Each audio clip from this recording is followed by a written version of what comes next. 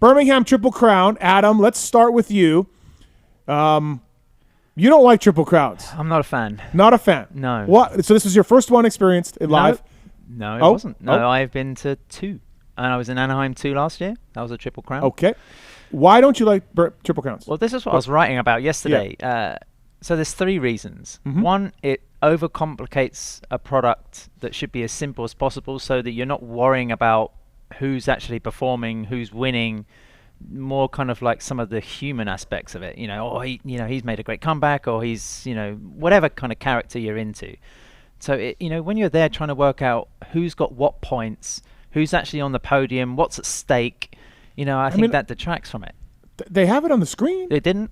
Lewis will testify as well. I mean, yeah, it's on the TV broadcast at points, but not consistently. We knew in the media center what was going on because we had an overall ranking, but in the public's kind of eye, they must have been thinking, well, we got a 3rd race, which is great, but who's actually doing anything here? So that was one issue. That's one I point. had the same sort of thing with the Motocross of Nations because again, you don't really know what's going on deep into the 3rd moto when. That's an age-old institution that we're unlikely to change anyway. I mean, we still use ping pong balls for drawing. Yes. Yeah, so we're not changing that. But, okay. So that was one reason, the overcomplication of it.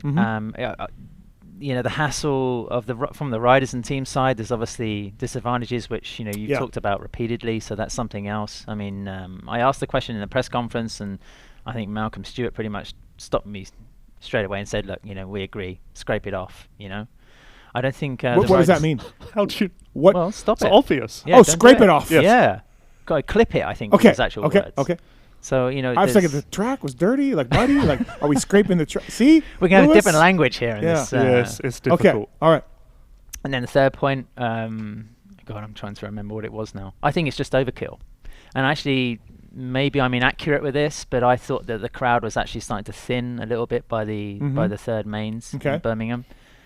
Yeah, I just think it's a little bit too much. You have, when it's like the one main event, you have that tension of, riders can't afford to drop the ball. Yeah. That's their time to shine. It's...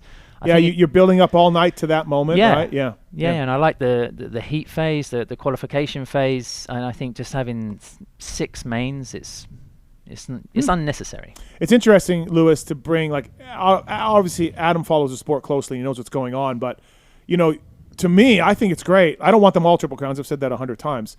But I love the fact there's 3 or 4 a year, and it changes things up. But Lewis, we're balls deep into the sport every single weekend. It's all that we're following.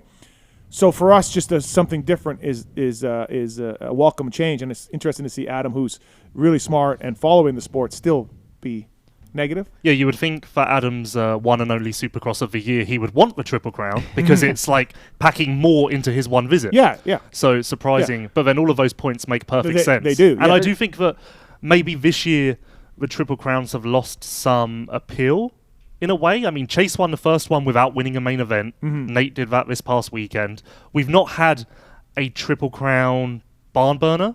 Yep. I would argue we don't really ever have Triple Crown barn burners. And to Adam's point about building suspense, like RJ not going down in the first corner in the last main, but getting stuck.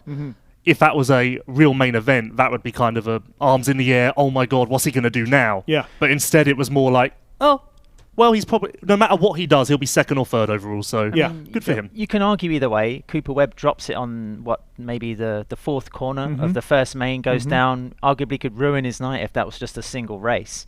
But then, the way that Chase Sexton was riding in that first main, I could watch that all night. I thought that was fantastic. But then by the third main, he was kind of a little off, making mistakes. You could see there was a bit of tension there, maybe some thought processes coming into it. And I just thought, it looks like the riders are wary, maybe a little bit tired. The entertainment factor was way off compared to the first. So all valid points for sure. Sexton gets the win. I was doing the Moto 60 show on Thursday, and I was telling somebody, I'm like, how does Webb end up off the podium? Like, it's just he's so consistent, he's so good. We got the injuries taking guys out, and then he goes and gets 4th because that shows you how much I know about the sport. And the Webb, the 15-point lead is down to 8. He got 7 points on him, and just like that, we're like we got it back. So, Lewis, hard to think that if we didn't have the week off, if we just rolled into Birmingham right from Indianapolis, that Sexton wins. right? Maybe. Like it almost. Well, I mean, we'll never know, but it almost seems like, and we'll have him on here. I want to ask him this, but it almost seems like that week off was just what he needed. Yeah, and it's funny because even before Birmingham, Indy press day, so before even knowing how Indy went, Chase was already saying in press day interviews, after the break, I'm always great. Like, his mind was already there. Yeah. Which could work against him putting so much pressure on that phase of the season, but clearly not. Yeah. And actually, I want to ask him about the pressure coming into Birmingham, because I'd imagine for him, his position in points, it maybe rivaled even Anaheim 1. Imagine if Webb had won and Chase had finished second. We're now at 18 points, and I mean, at that point, I think it's time to call it. Whereas 8 now or 7? Eight. 8 No, now. you made up 7. Yes. So yeah. 8 now. It's wide open. And crucial for Chase as well, because although he won Glendale, he did it without winning a main event. So technically, he hadn't seen the checkered flag first in a main race since Anaheim 1, which I think there's something there to that. But then in the same token, I am a little bit eyebrow raised at Webb, because you mentioned his mistakes in Indy. I think there were 3 crashes throughout the day. Yeah.